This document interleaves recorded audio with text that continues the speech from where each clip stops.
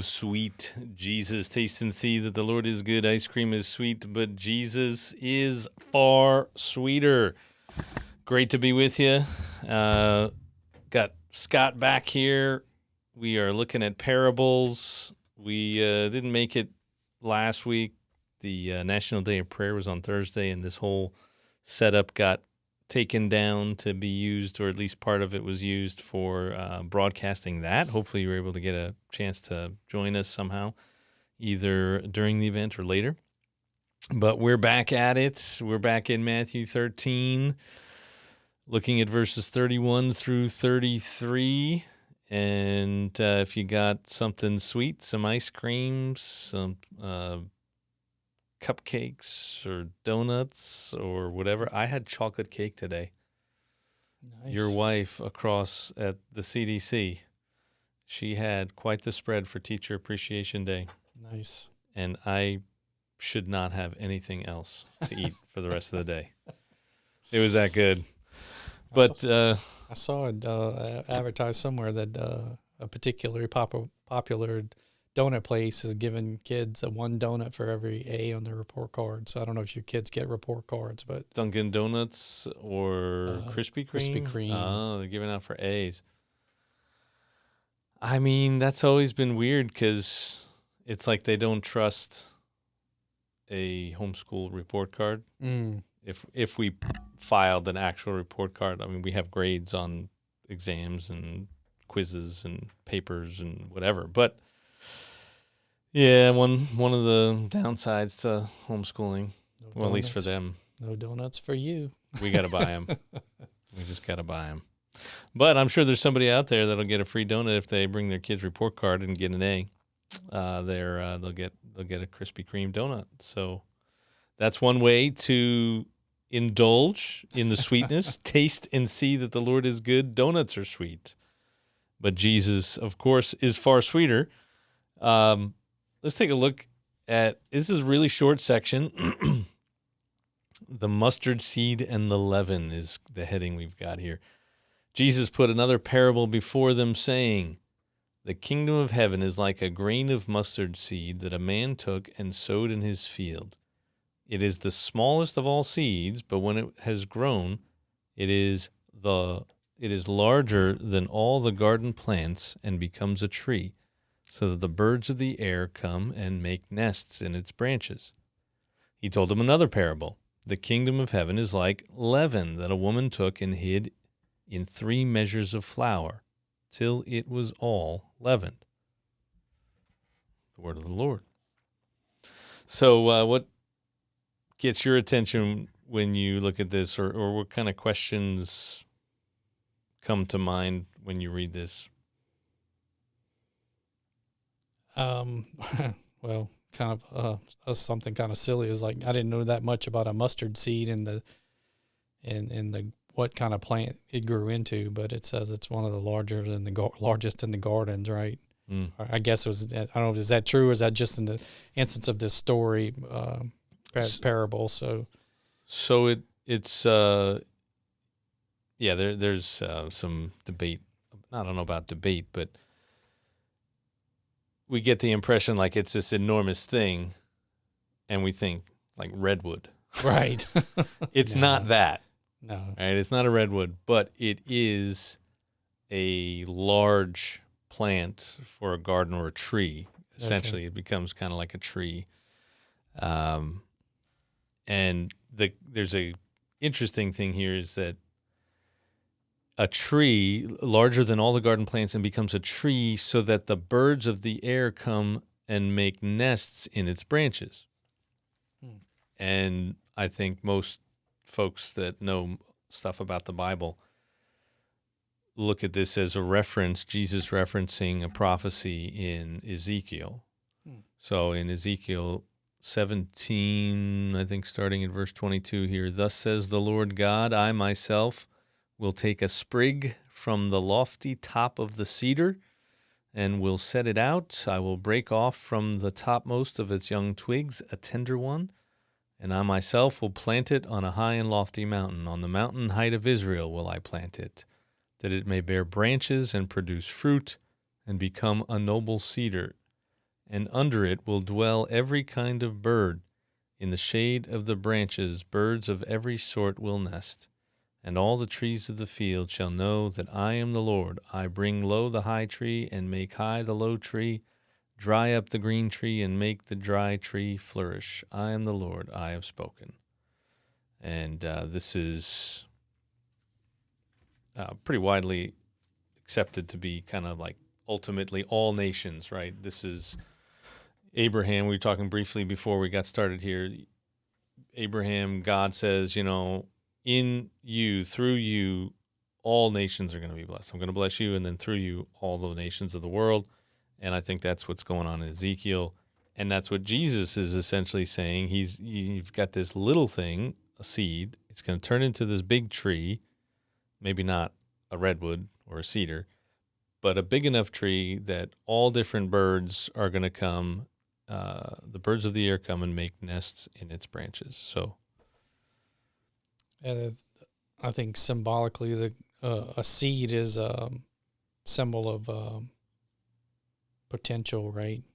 So it has everything in it that it needs to become a tree or to become whatever it is, whatever plant it is. It has everything in it, but it needs to be, I guess, planted and watered. And so that's a good point. I don't think I thought about that, but it's true.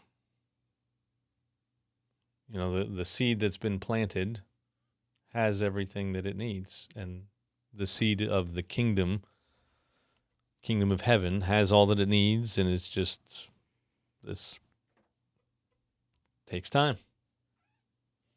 Yeah, it doesn't mention being watered or tended to or anything in this, but I think it's kind of implied, it's sort of maybe. I think the inevitability.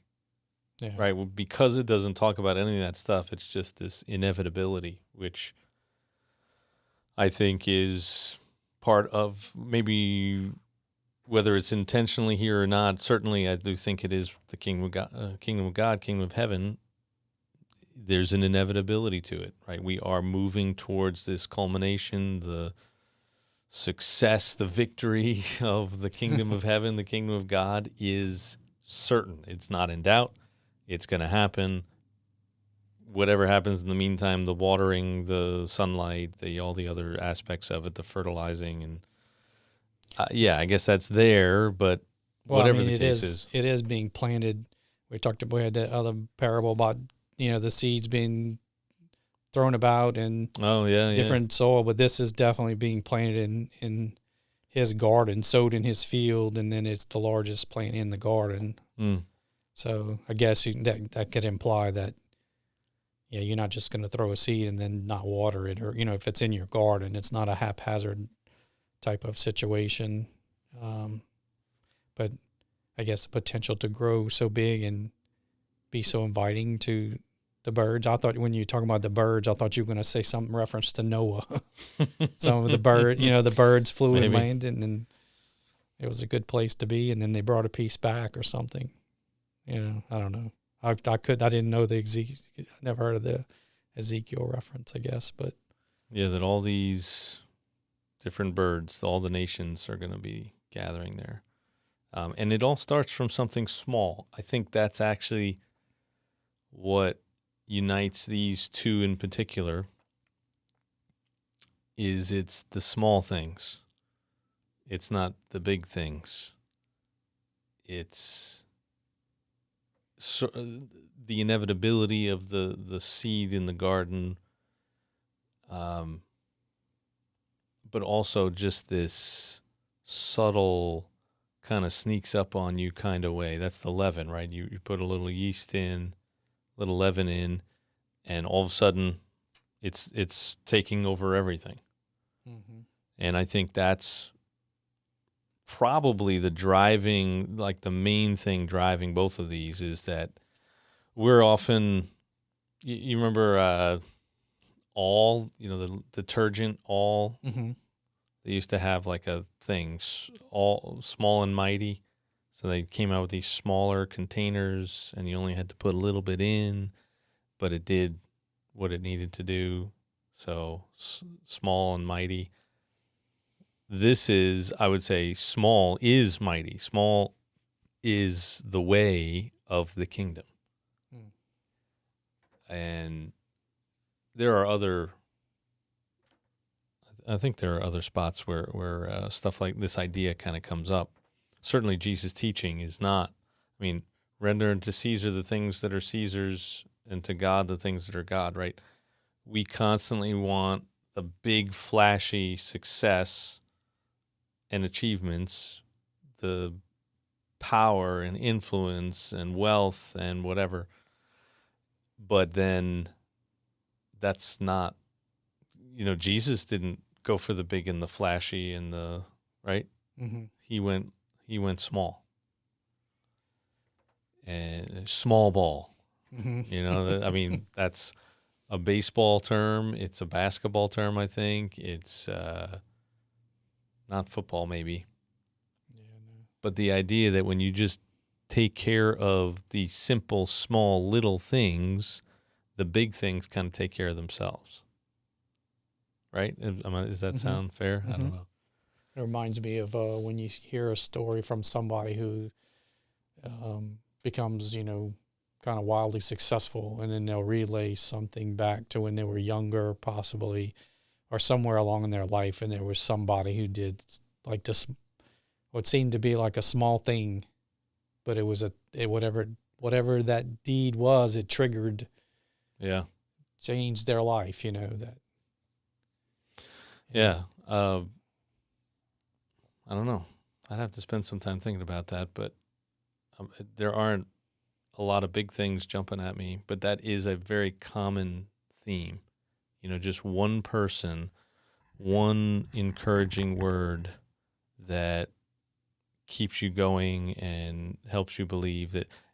Actually, the Tim Tebow interview you were talking about earlier, before we got on here, I think maybe it was in like the opening where they had a bunch of different little clips they showed. There's George Peterson and Tim Tebow doing a podcast interview.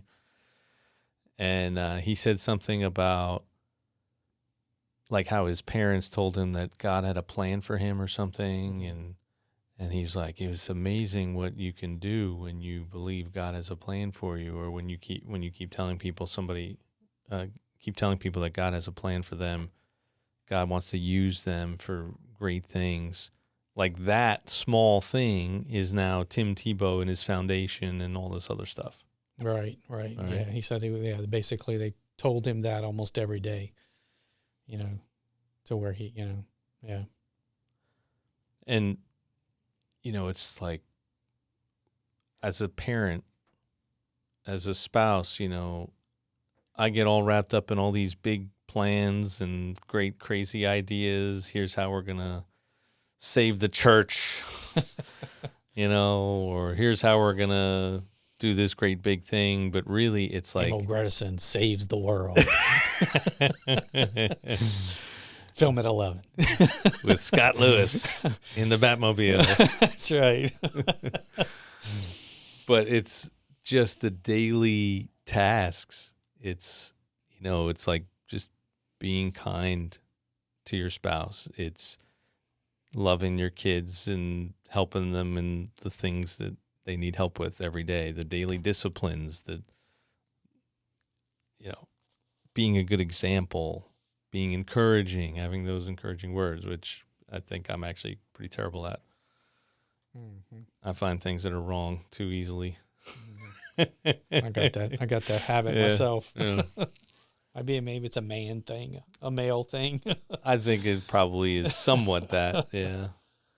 But this could be my excuse for right now. Yeah. Blame it on my DNA. That's it. Those pesky XY. Yeah, right? everybody's talking about. Yeah. It's the Y. I don't know. Well, yeah, because XX is female, XY is male, right? Yeah. I don't know. I could be wrong. Somebody tell me if I'm an idiot. No, that's right. Yeah. I was going to go into the having Costello there. Why? I don't know. Third base. Exactly. And then we quickly changed the subject so we're not blaming ourselves for anything. But it's the small things. Or Michael Jordan. The guy took like 500 free throws every day. Mm-hmm. Because what makes someone great? Excellence at the most basic, fundamental thing. Mm-hmm. The small things. John Wooden, college basketball, famous college basketball coach, UCLA, I believe. Mm-hmm. And he has a book all about basically the fundamentals. It's all about practicing the fundamentals, getting these little things right, and not just right, but like natural. Mm-hmm. It's second nature. So you just do these things. You're just amazing at the things that matter the most all the time. And then that's what creates opportunities for the flashy things. Mm-hmm. With our kids, we homeschool our kids, kind of mentioned that. But we've approached it from this classical model kind of thing. I don't know how, I'm sure there are other people that are taking it way more seriously as far as emphasizing that. But one of the things about classical education is that it's like you master the most basic things. You master the fundamental. Like you should be able to do addition, subtraction, multiplication, division in your sleep before you try to do something more complicated. Because if you can't do that, then you can't do the complicated stuff because you'll be spending forever drawing boxes to solve 2 + 2 or something, like, wait a second, what? But that's kind of what I think about when I think about this verse here. I know these verses. Gosh, how many years ago was it? I don't know, 5 or 6 years ago, LSU football. They've only had, over the course of at least as long as I've followed them, maybe a handful of receivers that have come out of the program. That's Tennessee also towards the game of football because they throw a lot more now than they used to. But there was, when they won the year or maybe the year preceding the national championship or two, a particular coach came in, and I don't remember which one, and they learned some techniques for just strengthening their hands to catch the ball. And then it seems like ever since then, there's the receivers are just being drafted every year in the first round or second round of football. So just a little thing like some exercise to make strong hands to catch a ball. Yeah, I don't know. Well, my kids swim, and it's like you think it's all about muscles, but obviously you got to have strength. That's an important part of swimming, but it's also just how you move through the water in the most subtle ways, where you put your hands, how you pull, how you turn or don't turn, and that would definitely be something you'd want just to be second nature, right? When you're swimming, you don't want to be thinking, okay, now I got to put my hand right here. Now I got to put my hand. You'd be doing that hundreds of times down and back, if you're thinking about it every time.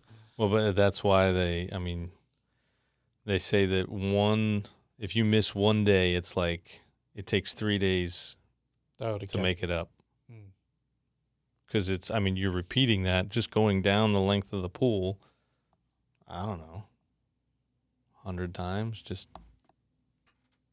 maybe not. I'm sure they pull more water than I do. Probably takes me like 1,000. Like I'm drowning. Well, when you doggy paddle, I guess so.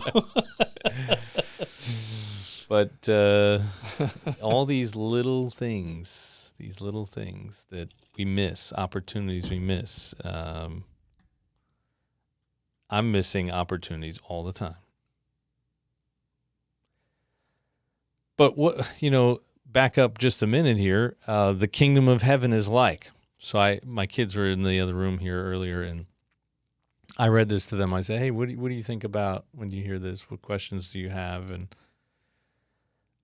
I don't know what they said exactly, but we got caught up in this whole kingdom of heaven idea, which is actually, it makes sense that we got stuck on it because, well, what is the kingdom of heaven?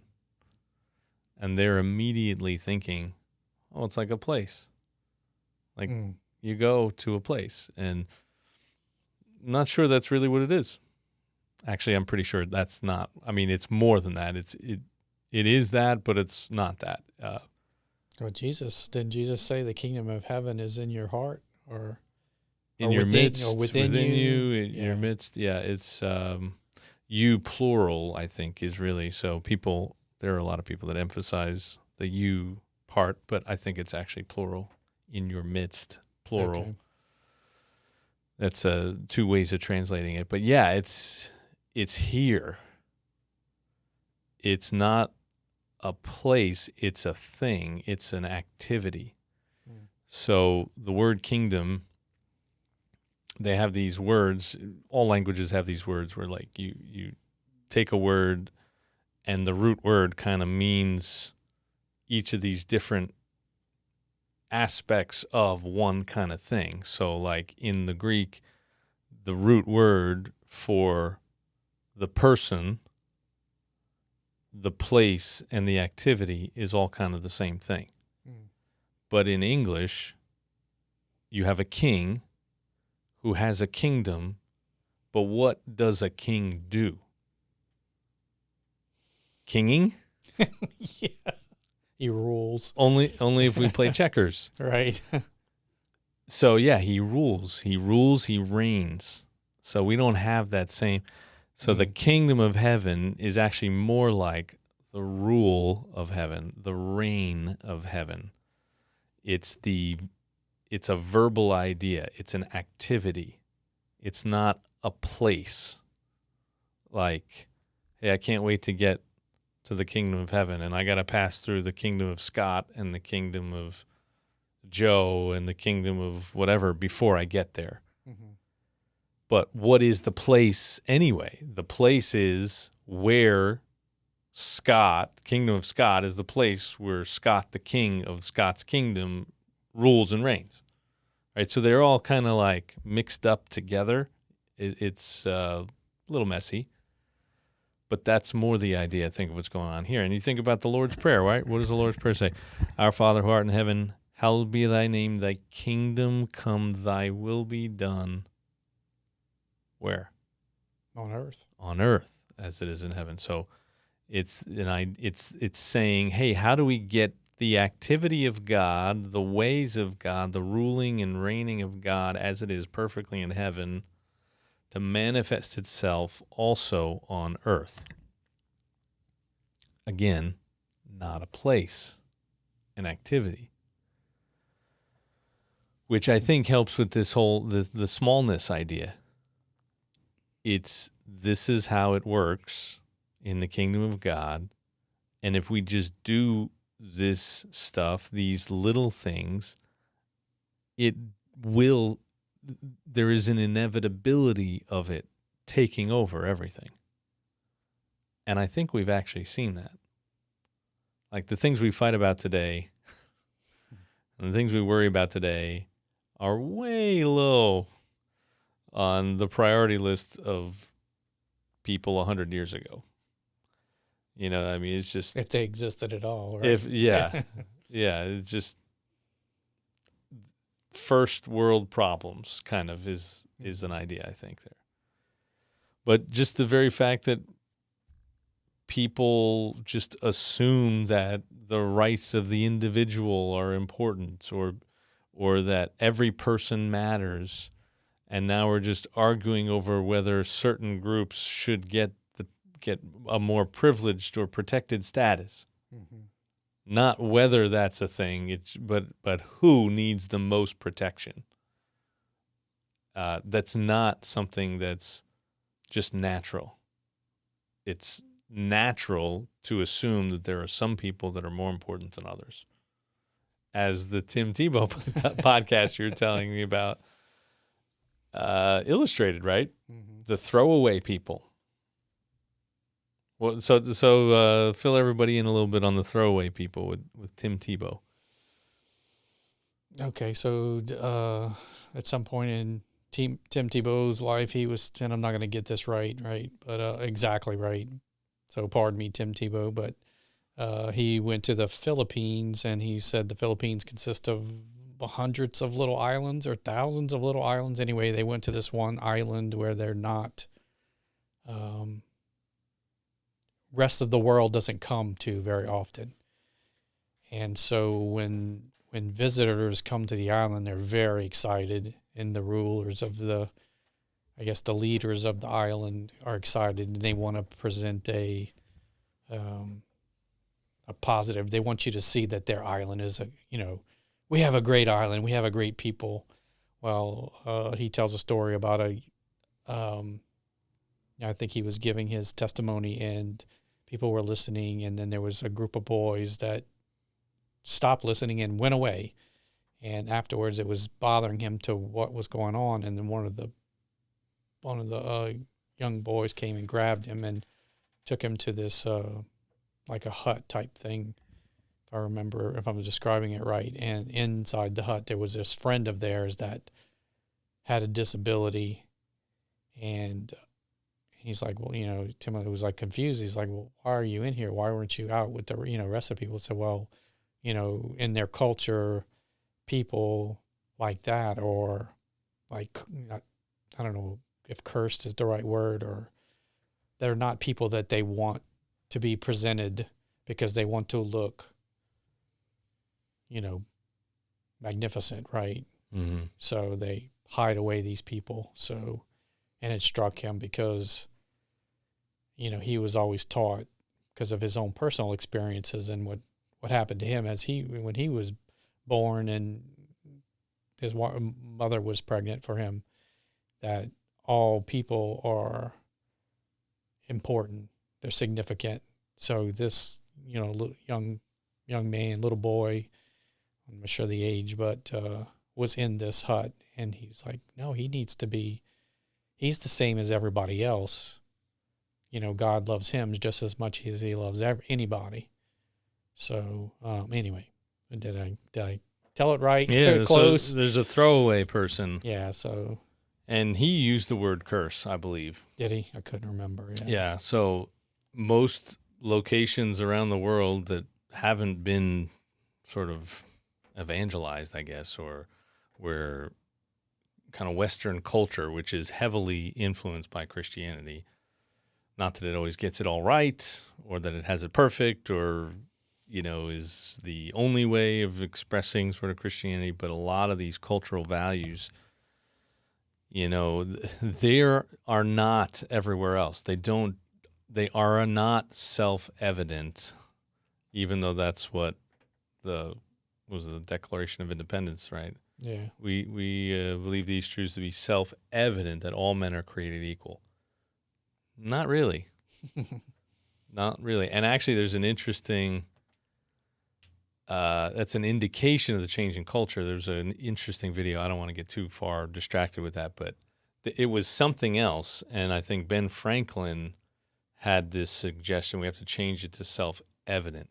It's actually not self-evident to all people on earth all the time. It's actually more self-evident that there are the winners and then the losers, and there are the privileged and the not. And here we are, in a world that is heavily influenced by this idea that everybody is important and valuable and has a place in the world. And Tim Tebow is going around bringing that message to little kids in the Philippines who have their feet on backwards and are hidden out in corners, or have, I don't know if are the kids' feet literally on backwards? That's how he described it. That's what because I'm thinking like club feet.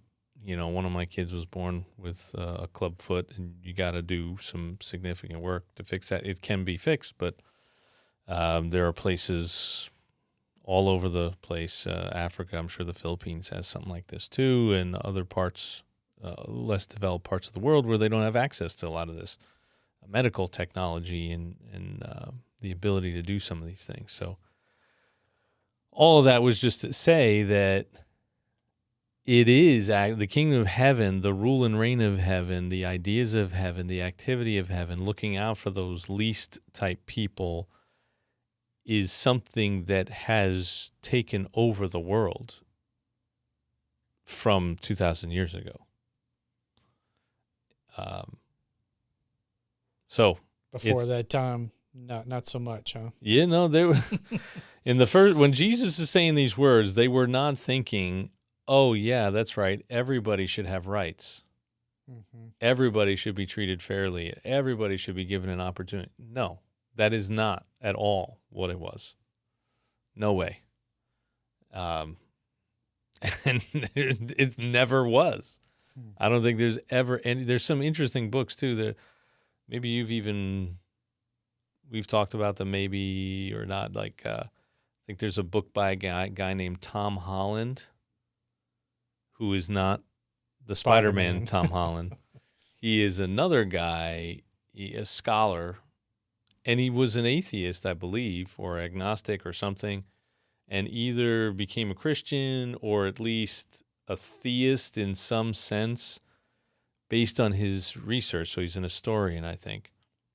Oh, yeah, that was that paper. Dominion or something is a book he wrote about the influence of Christianity on the world, and all of the things that we value today simply would not exist. They do not exist anywhere apart from Christianity.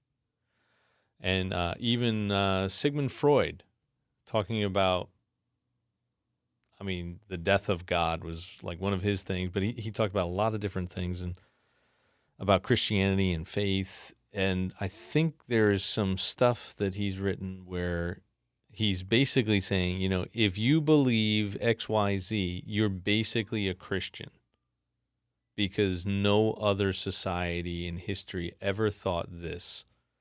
They never thought it was self-evident that, you know, all people are created equal. You should take care of the poor. It's like, no. History is filled with societies where the strong eat the weak, period. So if you think that we should take care of people who are weak and poor and underprivileged and oppressed, and you're basically a Christian, because there is no other way to justify what you're saying. And that's something that Tim Keller brings up a lot in his sermons. He's now deceased, but he was also preaching in Manhattan, which was full of liberals, right? And here are all these liberal people, you know. They're supposed to care about the poor. Exactly. But at the same time, they're discarding Christianity, in Manhattan at least. And he's like, you realize you're intellectually inconsistent. Like you make no sense. You're not nearly as smart as you think you are. You know, you can't have both of those ideas without Christianity. So I'm just making the point again that the kingdom of heaven, the influence of heaven, is so powerful and so hidden. Hiddenness is also something that's going on here. Like, you just don't see this happening. That it's so hidden that even people that hated Christianity are filling this big city with its ideas and presuppositions. That's pretty cool. Yeah. Yeah. That's a pretty amazing influence. That's yeah.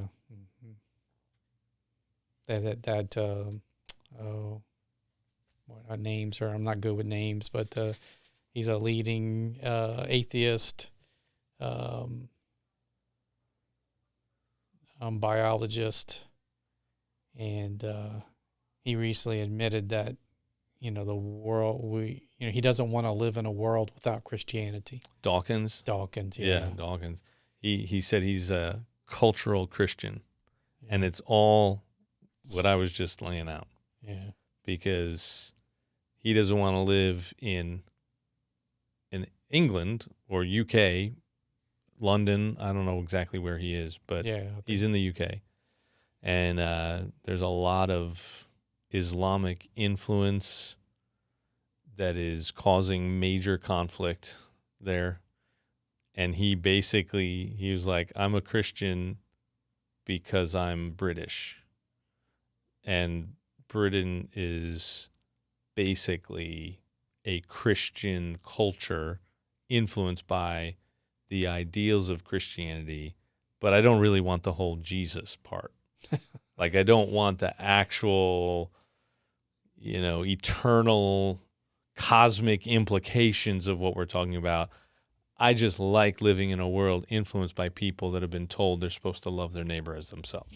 It's a little picking and choosing there, huh? Not, slaying people who don't convert.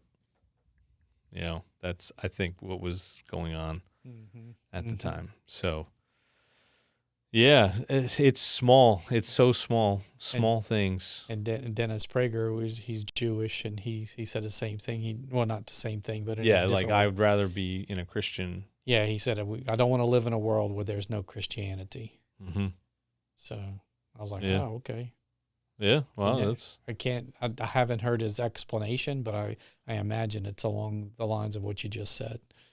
We need to be saying that a lot more because we get a bad rap, and frankly, I'm just as guilty on both fronts. On the front of, hey, I'm an arrogant hypocrite who doesn't practice what I preach, Christian, because we all are. There aren't any other kind of Christian, by the way, if you're out there. But there's also not any other kind of human. But on the other side of that, I've also been very critical of Christianity. I mean, people ask me about church and Christianity and if they've got a bad experience, or they tell me about some story with religious people. I say, I hate church people. I mean, I do. I hate church people more than you realize. And I deal with them all the time. Church people, though, aren't the same as people in the church that come to church necessarily, right? Yeah. So you can be in one group and not the other, and one group has both. Right. If that makes sense. Yeah. It's a subset of the people that actually attend. Yeah, well, that was the last parable, right? There's the weeds and the wheat, and you can't tell the difference, and they're both there, and right. So this. Yeah, I struggle with church people sometimes. What do you think about the concept where people will say, "Well, you only believe Christianity, or you only grew up and joined a church is because that's the parents you've had or the place you live, and so on." Like, in other words, it's not really that it's all that big a deal, or there's not that much to it. It's just that's what you're around all the time. So that's, of course, you're going to be like that. But so, well, there is something to be said about that. But isn't that the point, that it's still around? Because if it was horrible, wouldn't we have discarded it at some point? Yeah. Well, and here's the thing. I don't know if obviously Judaism is probably the most persecuted, Jewish people are probably the most persecuted people. But they've tried to stamp out Christianity many times, all over the world. Well, not entirely, but it owned the Middle East and Africa, and there's stories of Thomas making it to India, possibly even China. Wow. And so what happened? People didn't like it. Or people in power didn't like it, or it became a thing that was a threat to the existing authority, which is what Jesus was, a threat to the existing order. And so I talk about hating church people. Jesus hated, quote, church people, religious people that weren't necessarily on. They acted like God was on their team, but they were never really on God's team. They were on their own team, and they just wanted God to tell people that they had God on their side. And it's a mess, but that's not a reason to discard it, right? And yes, you grow up in some of these circumstances and you have parents, but then that's why you have to investigate it yourself. Like, you can't just have it spoon-fed to you forever. Like, there is a point where you have to own it. Mm-hmm. And I mean, I've been through that myself.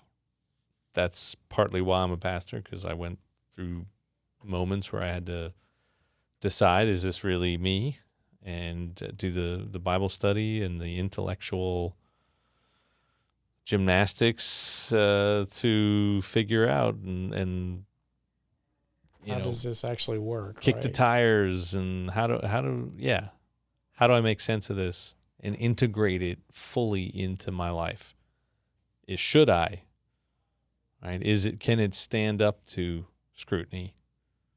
And of course it can, if you want it to, or if you're at least open to it. If you don't want it to, it won't.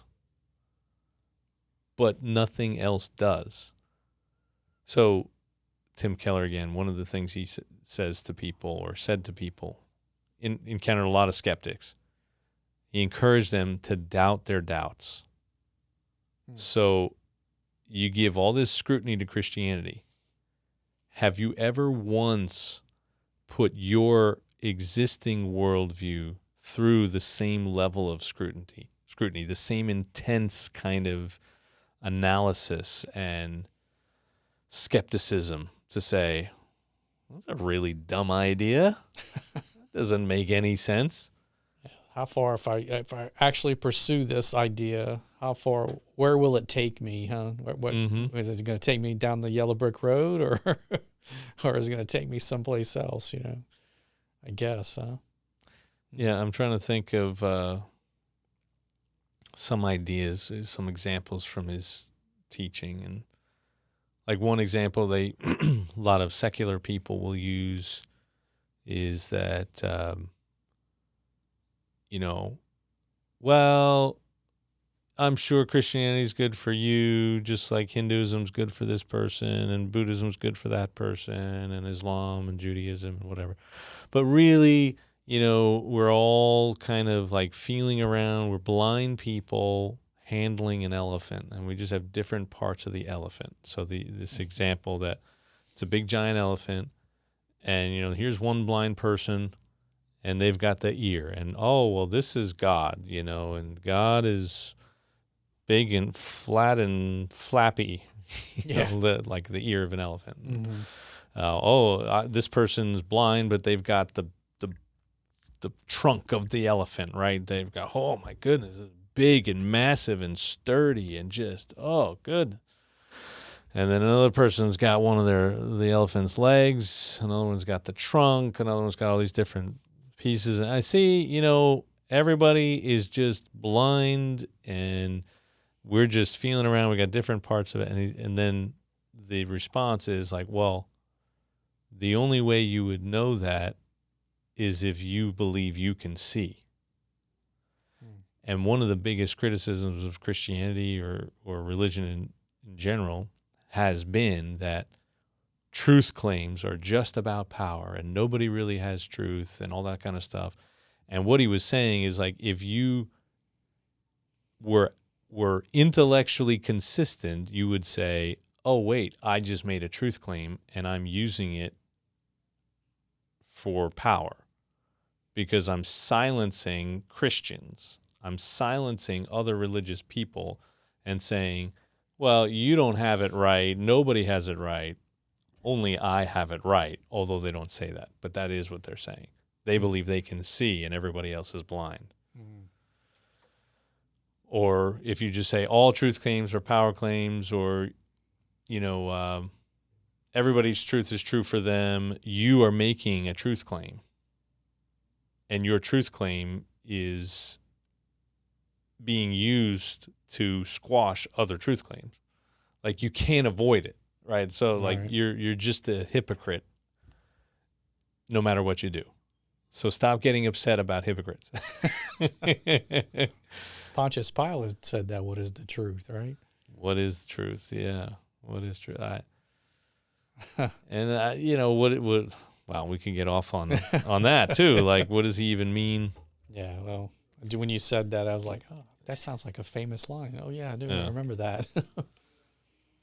But that's the pursuit of truth is a difficult, challenging thing.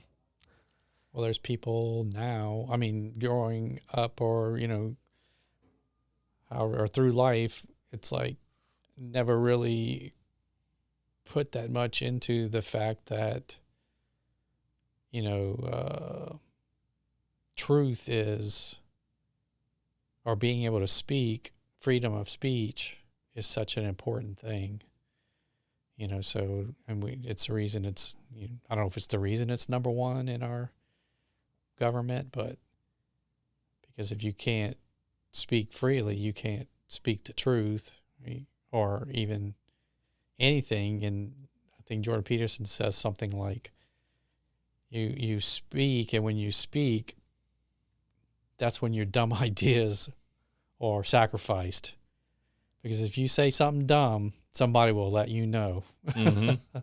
So, it's a way of, I guess. So what is truth if you can't speak it? Mm-hmm. I guess. Maybe that's Yeah, what I'm trying to get to. Well, because truth is hard to, even Scripture or Christianity, Jesus, the way, the truth, the life. It's not always 100% clear cut. There's certain things that are kind of black and white. Jesus makes the case that it's him or not. Like, it's either him and you're in or not him and you're out. He talks about a lot of other things, but it's also like, how do we apply it in our day-to-day lives? That's the thing. Like, what's the right thing to do in a given set of circumstances? That's why we have the Proverbs, right? But then you look at Proverbs. Did we talk about this last time a little bit? Yeah. One will say one, and then two. Yeah, it says, never answer a fool lest you fall into his folly. And then right after that, the same verse or the very next verse, it says, always answer a fool lest he, stay in his folly or others fall into it or something like that. And it's like, wait a sec, what? So the difference is the circumstances that wisdom is finding when to apply the truth. When the moral rules don't apply. And even the moral rules, like, don't lie. Well, what do you do when you have Anne Frank hiding out in your, behind the walls? Do you lie? There's lots of difficult. These are not the droids you were These looking are for. not these are not the questions you're supposed to be asking. Yeah. Yeah. First, Matthew 13, and now something about the truth. Who knows? Yeah. Is this connect at all to what we're talking about? Well, when you going back what you said about it being not a place, but an action or way you live or that kind of thing. That's pretty.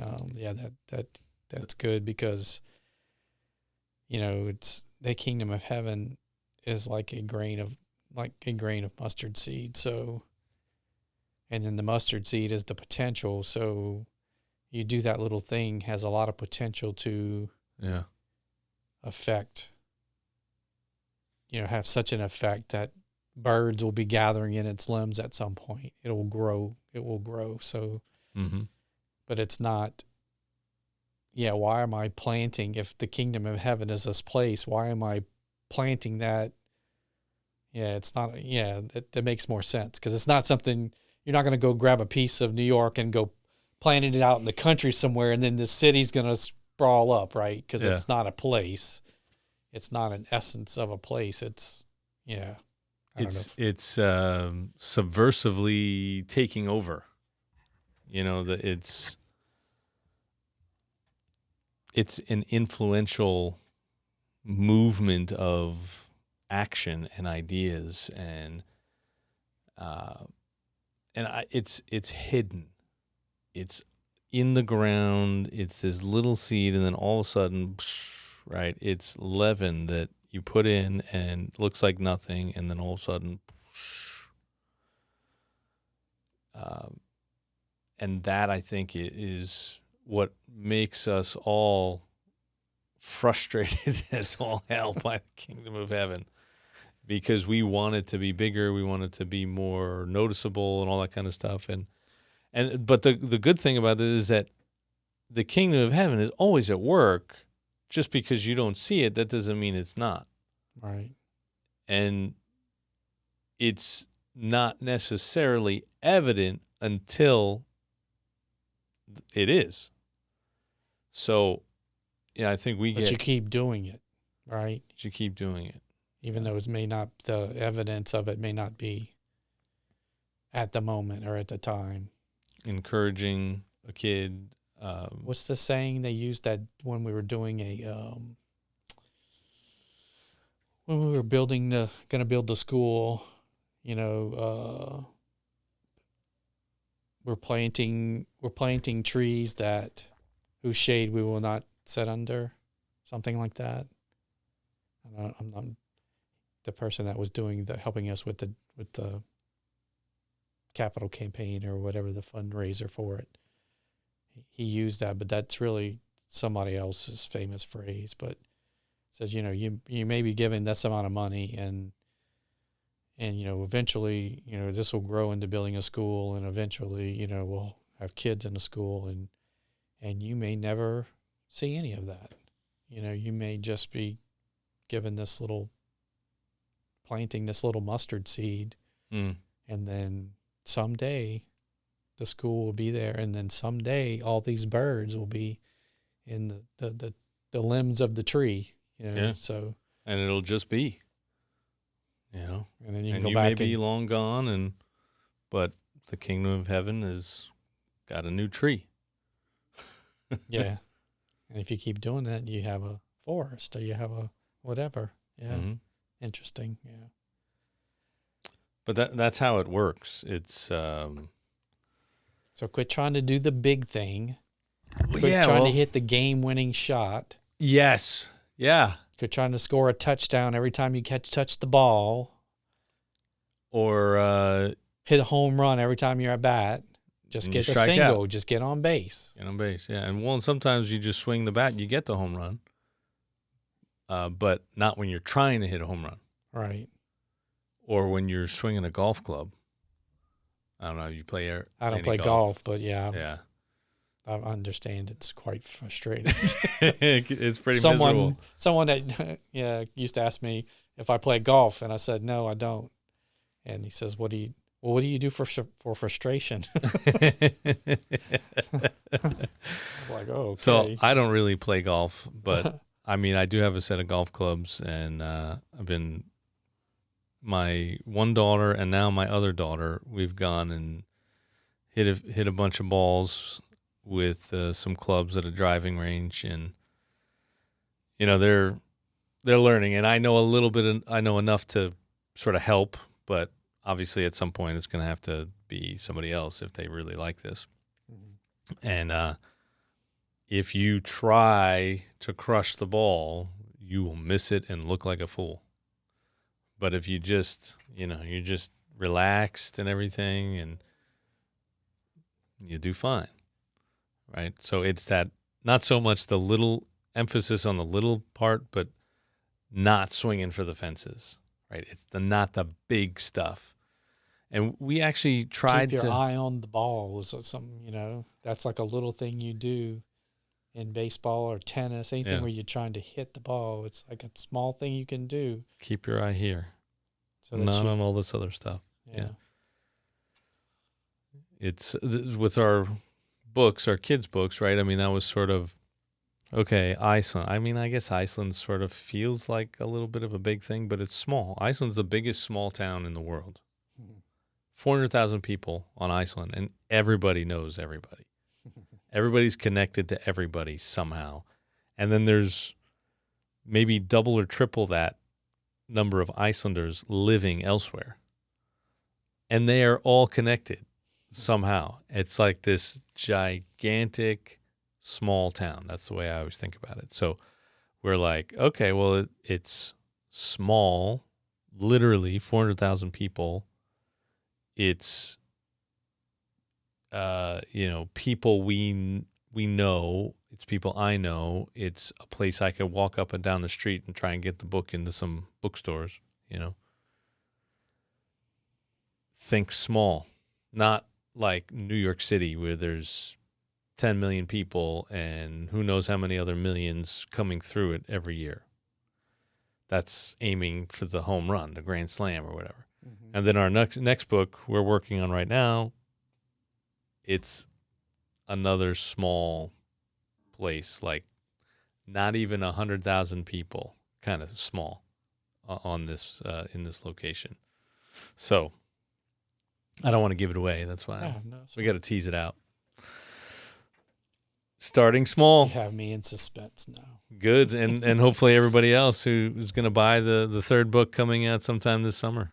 We hope. Started thinking, okay, where is it? Where is it? Can I guess? You probably could, but I'm not going to let you guess on air. I'm going to have to mute you. You would never have to. You wouldn't have to tell me I was correct. Yeah, but sometimes you give it away. Yeah. No, it's not that. Like I heard somebody, like a counselor or something, trying to, on a YouTube video, like explaining why I think it was actually about lying. Mm. Like, is it okay to lie? Yes, it's okay to lie, because if someone asks me, do I know John Smith?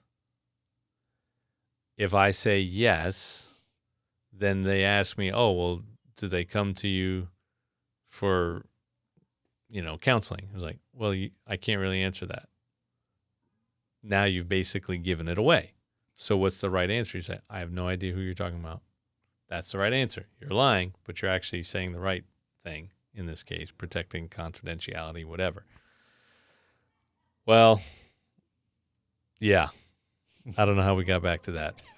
But so if I get into this and you say, oh, this location, and I go, I've never been there before. Yeah, if I don't answer it correctly, then I will have given it away without, All right, and I won't guess on the air. For our million listeners, we don't want to. That's right. Spoil this.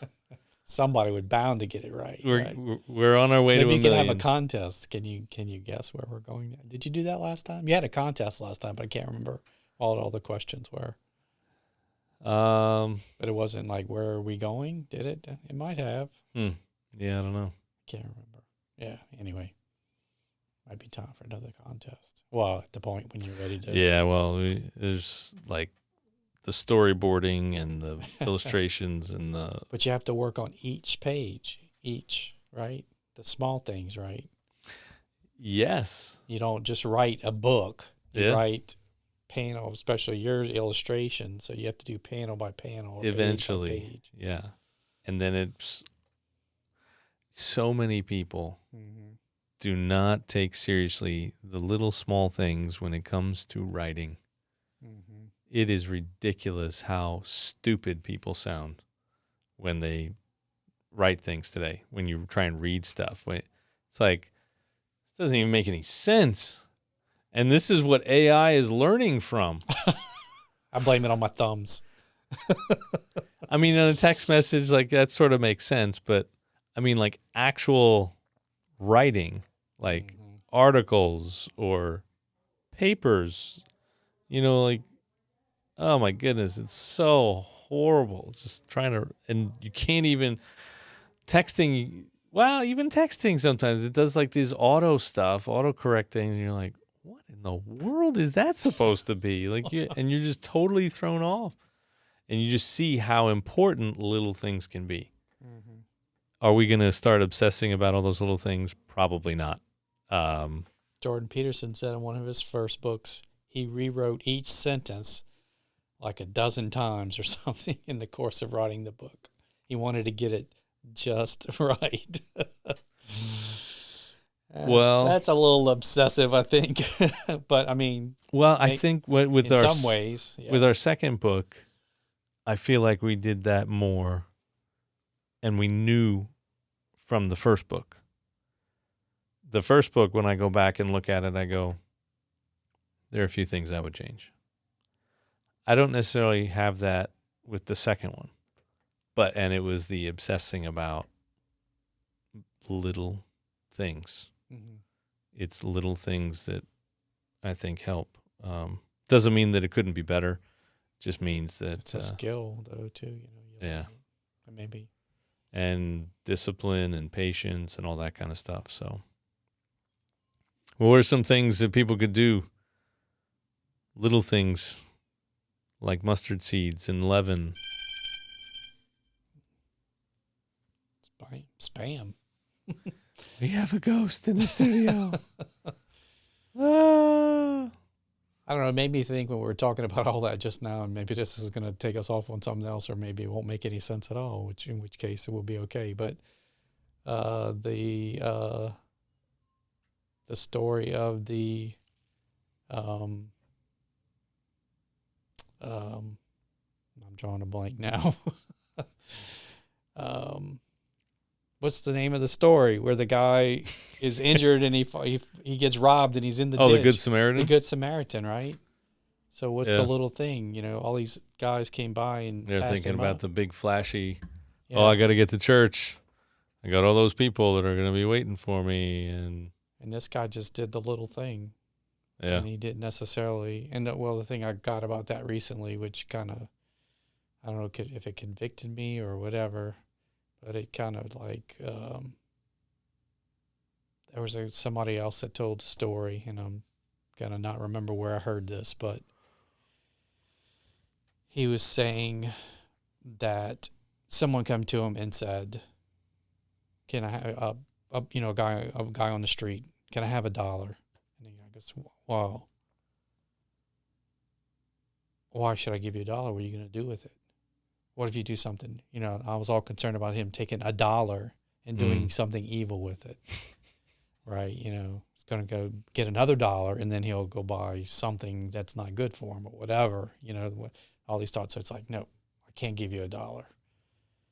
And then he goes to the next guy, or he goes down the street a little bit, and there's another homeless guy. And he goes, can I have $1? And he says the homeless guy had a little bit of money that he had gotten, and he gives him. And he goes, oh, thank you. And I think he went and bought something to eat or whatever with it. He goes, man, who am I? I got plenty of dollars in my pocket. I could have given the guy $1.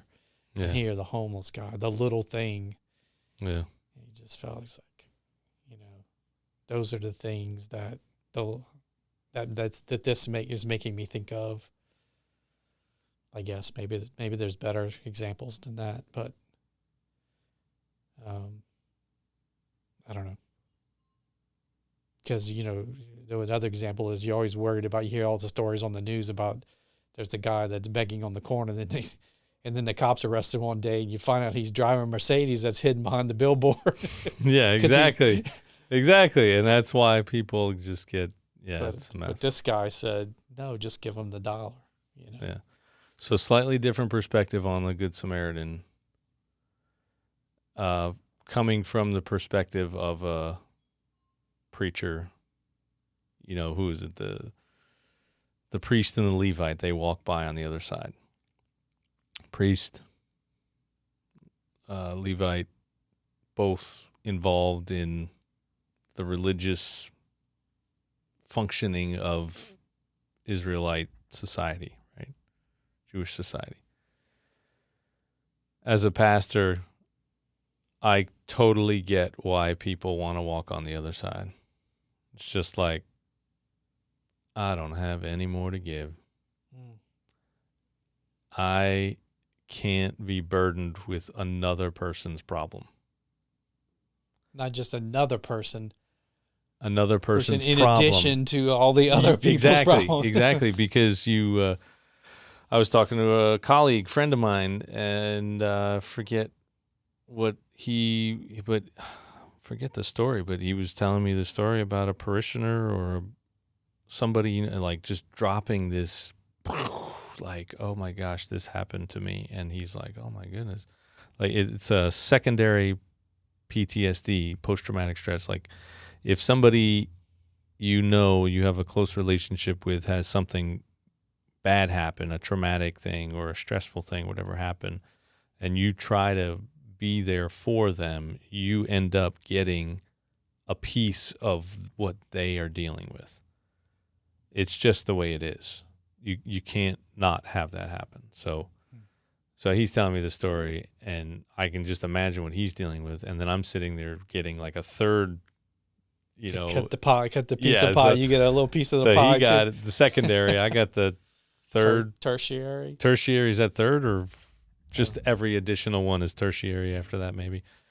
And so I could totally see the priest and the Levi being like, I got nothing left. I just don't. And I think there are a lot of people out there like that. I don't think it's just pastors. Right. And so kind of what I want to say and how I think this applies, this, thinking small, Mm-hmm. you don't have to save everybody. You don't have to be everyone's hero.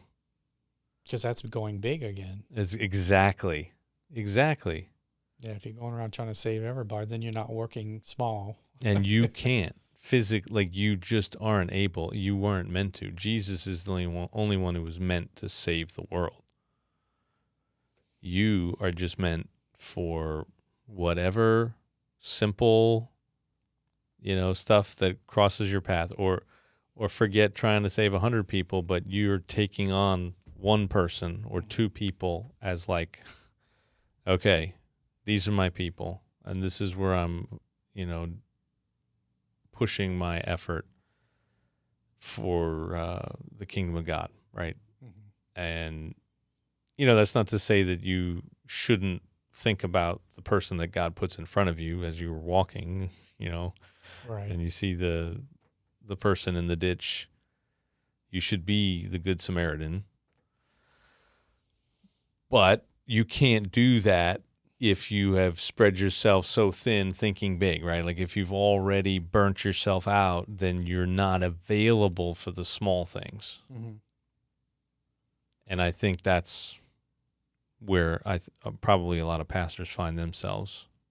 Right. There's a maybe it was a seminary or I forget where I heard this.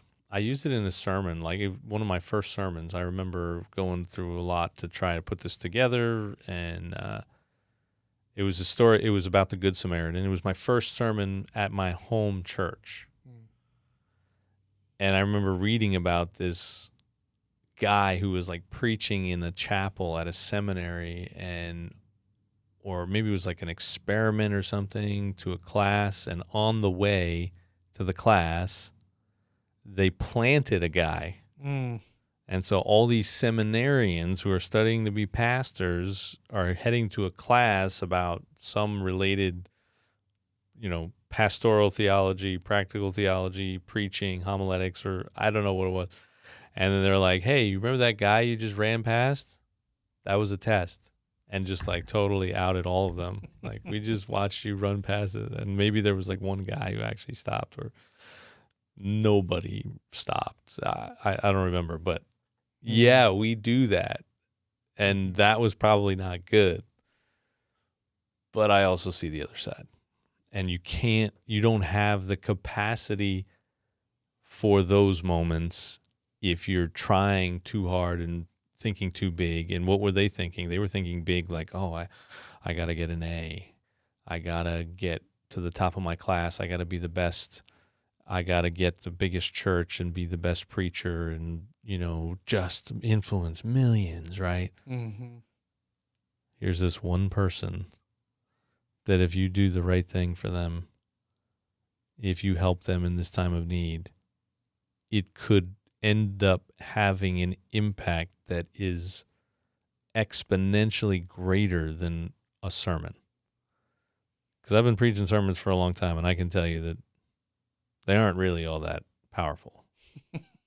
That you can change the world with a sermon every Sunday. Can't change the world with a sermon. You simply cannot. Doesn't mean they're not helpful, but you can't change the world with a sermon. The world gets changed with lots more practical things by far less significant, in quotes, people Mm-hmm. that the world looks at as insignificant, but that actually in the kingdom of heaven are far more significant. Yeah, I'm not changing the world with sermons. Not doing it. It's just not the same thing. And I can just say that I'm not just speaking for me. This isn't like me beating up myself. Although sometimes I'm like, well, it's not changing the world. Why am I trying so hard? Like, what should I do instead? And I think I could say this for everybody, all preachers. Sermons aren't really changing the world. They're a lot of times in one ear, out the other, forgotten before the end of the day Sunday. And yet, thinking small, all of them collectively, little, insignificant, nobody remembers it by the end of the day Sunday, somehow it keeps the people going, God's people, like, I don't know. That just took a weird paradoxical turn as I was speaking and thinking about it as I'm talking. Like, well, there's that aspect to it too. All right, people are probably getting dizzy with all the whiplash back and forth. But yeah, no, sermons don't change the world, but they sustain God's people who do. Maybe is a better way to say it. And God's people do little things here and there that mean the world to people. And then that changes the world. I don't know. Or they meet Jesus, and then through them, Jesus changes the world is probably the best way to think about it theologically. Mm-hmm. Anyway, you talked out yet? Yes, I think I am. Who's listened out? Anybody? All right, y'all. Think small. If you got an idea, think an idea on how to think small. If you got some insights, some ideas, you want to take issue with anything that we've talked about, let us know. Jesus is sweeter at gmail.com. Jesus is sweeter at gmail.com. Don't forget to like and share and subscribe and check out these books here. This one, I was more obsessed about details than this one, although I was pretty obsessed about details. And then don't forget, me and my buddy Bruce, he was really, I thought I was obsessed about details, and then I started working with Bruce on this book, and he is way better at that than I am. And anyway, check it out. On Amazon, Open Arms, Connecting People to Jesus, Nobody's Nola, The Tales of Nola, Nola's Icelandic Adventure. And new one to come. The new one, Nola 3. Just when you thought it was safe. Just when you thought it was safe, yes. There will be another adventure of Nola. It's coming. It's coming. It will be exciting. It will be thrilling. It will be to a place yet unknown. So I can tease this. The word rescue appears in the title. Whoa. Nola's other words, rescue. Very intriguing. We're thinking small. We're giving you a little something here. We're thinking small again, just little bit by little bit, add a book, and then we're going to take over the world and fund this ministry and or maybe, fix the building. Maybe just grow a little tree. Or just grow a little tree. Or the biggest tree in our garden, I guess, maybe. Hire some more staff. That you'll have to spend your time trying to figure out what for them to do. This doesn't sound like a good plan yet. Yeah, maybe not. I don't know. I didn't think all my ideas were great. They seemed great at the time, but... All right, y'all. Before we digress further, taste and see that the Lord is good. Ice cream is sweet, but Jesus is far sweeter. The kingdom of heaven is like a grain of mustard seed, like a little leaven. Bring it home. See ya.